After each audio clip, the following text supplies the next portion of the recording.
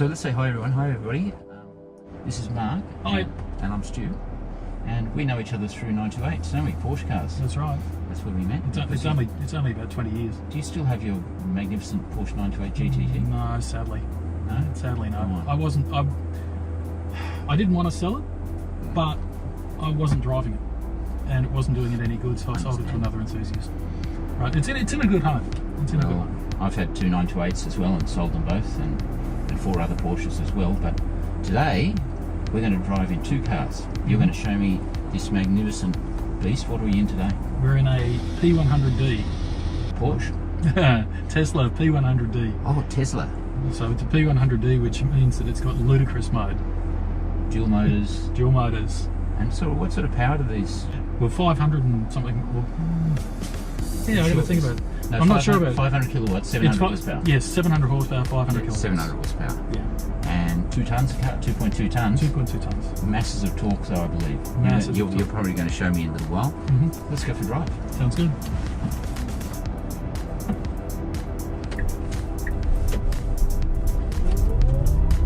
Yep. That's 70. It's just so effortless, isn't it? Yep. There's no fuss at all. Just whoosh, and you're whatever speed you want, you're doing it. Yes. That was pretty silly. Yeah. Mind you, all within the speed limit. Yep.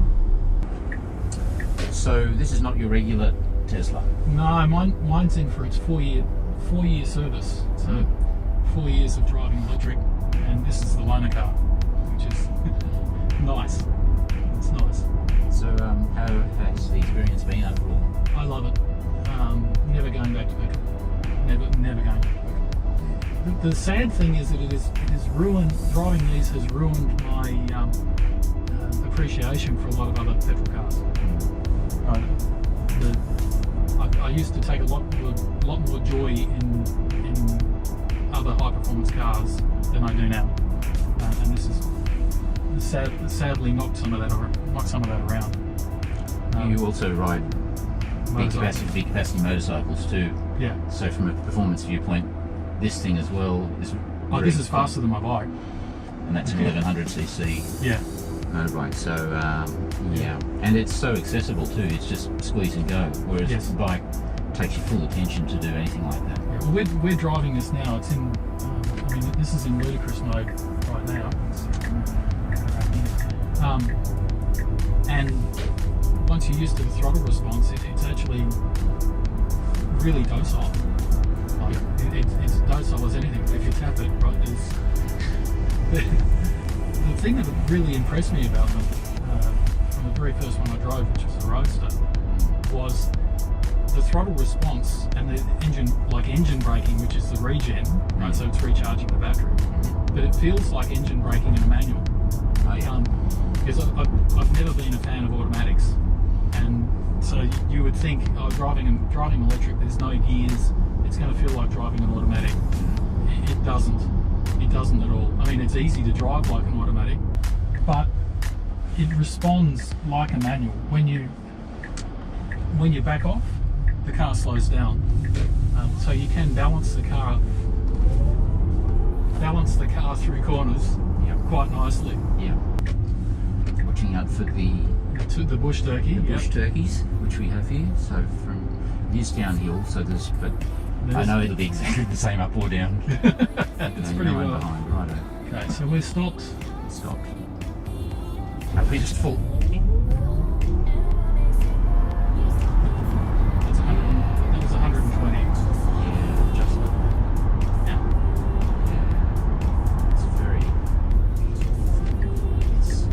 It's quite remarkable because it's dramatic without being dramatic. Yeah. It's a real smile on your face. Oh, absolutely. On acceleration, isn't it? And then there's its other party trick, of course, which is that. Oh yeah, lane assist. Not full autonomous mode. Not full autonomous. Not full autonomous. But this is. Yeah. Okay. It's kind of hands off. It knows you're still driving. It knows I'm driving. It's going to nag me to put my hands on the wheel. Yep. If I leave my hands off for any period of time. But it's looking at the traffic in front. And I like what they do. If you ignore the nagging, it gets more insistent and says, no, listen, you're still driving, buddy. And if you ignore it, it goes into wife mode. where it'll pull over and park itself, put the hazards on, Yes. and then you go, I was just joshing, Yep. let's go again, back to where we're going. And he goes, nah, we're not doing that anymore. That's right. That's it, game over. You weren't paying attention. As far as I'm concerned, Mark, you were asleep. Yep. That's right. So we're not going to play that game anymore. Not until you park the car and get out of it. I can't get out. And Yep. maybe on the way home, I'll let you go autonomous again. That's right. So listen up, fans, Tesla fans. This is the future, where not only your partner back chats you, your car does as well. Yeah, so like a lot of new cars, it's got the traffic aware radar on the front, so it's slowed down for the cars in front. You can see under the car in front what's happening in front of that. Now, I've actually had experience with that, with the car in front of the car in front of me suddenly putting their brakes on, and my car started to slow down, right, and was beeping to say, hey, there's something going on. And it was basically before you could react, because the brake lights hadn't even come on in the car in front. Yep. So what we're going to do today, we're going to have a little cruise around in the P100D Tesla, and then we're going to go for a drive in a rather old school performance car, an 18-year-old Porsche 911 Turbo. And, oh, red and blue lights. Yep, disco. Okay, new law in Sydney. Yes. You have to slow to 40 k's an hour as we go past flashing red and blue lights, which we're doing exactly now. Right there. Now, Dangerous. unfortunately, it's dangerous, and there was a serious crash, as we know, just where a motorcycle policeman was injured, where somebody did an emergency brake to slow down. Somebody else didn't. They hit, crash. We nearly wore that four-wheel drive behind us right there. Why is full autonomous mode not enabled in this country? Legislation? The technology is fantastic. It's not 100% yet. Tesla are probably a fair way in front. What I would say is that the autopilot in this is safer than driving unassisted. I think Like even now. Even some American insurance companies have already reduced the premiums for people that drive in autopilot mode, so they're recognising the fact that statistically you're better off letting the car drive. Yes, that's right. That's right. So, but I agree. If it's still only 99.99% safe, that's still a concern, isn't it? But one of the things that Tesla has done, all of the cars are running autopilot in the background all of the time, and they're all learning. Are they? So, I didn't know that. so every single Tesla that's driving around is mapping the roads, is having a look at what it would do in a situation, what the driver's done and what happened. Wow. And they report back to the mothership, because all of the cars are always connected. Back to the enterprise. Yeah. So what that means is, if you think about some of the other people who are playing around with autonomy, they've got, say, 100 cars driving around collecting data. Tesla's got 200,000. It's billions of kilometres already. Yes. Now, interesting looking at the display there. If we can see it on the camera, we probably can. Showing all the traffic around us. Yeah. It noticed the van that cut across in front of us to turn because he wasn't paying attention with his doof music going. Yeah. It also shows pedestrians and motorcyclists as well, and it brings them up showing. Does it know their names? Not yet. No, Not yet. That's probably coming. So you're free to take phone calls and be totally distracted. Did you know that distraction's a factor in well over 70% of crashes? Absolutely. Mobile phones being the worst culprit. Although I did hear the policeman on television last night saying, speed's a factor in all crashes. You go, well, that's right. If the cars are parked, it's hard for them to crash. That's right. That's right. But if they're 10 k's an hour, could be too fast in the Coles car park. Absolutely. Gee, we're covering a lot of topics here. What a luxurious car. I love the seats. Feels very, it's sort of, even though they're not big bucket style, it kind of locks you in, doesn't it? They're not bad. The later ones, these are much better than the seats in my car. It's a very luxurious car. Just conspicuously lacking in knobs and buttons and things to push and stuff. It's minimalist. You're getting dirty looks from the little Toyota Corolla. The old lady in the Corolla, yeah. The old lady in the Corolla. I think this could be a close thing, mate. Yeah, it could be. I'm It could be. concerned. The trick is to see if you can be doing the speed limit by the other side of the intersection. Top fuel cars do 100k within one car length. That's 100k. 80 please, 80 zone. Yeah, it's slowing down. Thank you. So, yeah, That is just, what's the word I'm looking for? ludicrous. That's the word. That is just crazy. Go on. And then you look and you go, well, where did everybody go? What are you hanging around for? They're gone. I didn't hear it scrabbling. It is four-wheel drive, isn't it? It's four-wheel drive. And even though that wasn't the greatest surface and there was a bit of bend. Oh, she got you. Yep, got me. The Corolla got you. You got done, mate. I back off now. I give up now. Yep. Don't push it. Don't push it. So I just backed off then. We came back down to 60 in the 60 zone. Yep. And I didn't touch the brake. No. Okay. And it's recharging your batteries. Yep. It's a win-win situation. We're not wearing out brake pads. We're recharging the batteries. Very comfortable car, Mark. Really like it. It is good. If you drive it, you probably want to buy one. The worst thing you can possibly do as a performance car person is to drive one of these because you will want to buy one. It is big though. It is a big car. The Model 3 is going to be pretty interesting though. Yeah. That's considerably smaller. Yep. I know. I did put a deposit on one. Mr. Tesla, Mr. Musk, are you listening?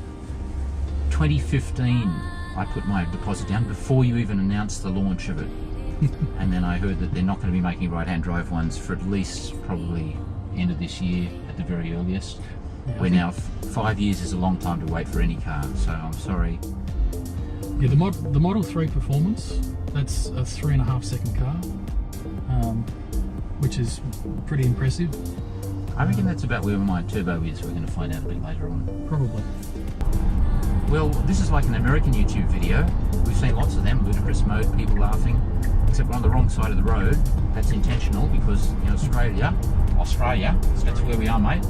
That's the way we drive here. So, heading north out of Sydney at the moment. This is not the main freeway, this is the old Pacific Highway. And it's quite a nice, windy road. You don't get a chance to go crazy along here because it's quite well enforced, but it's a nice driving road.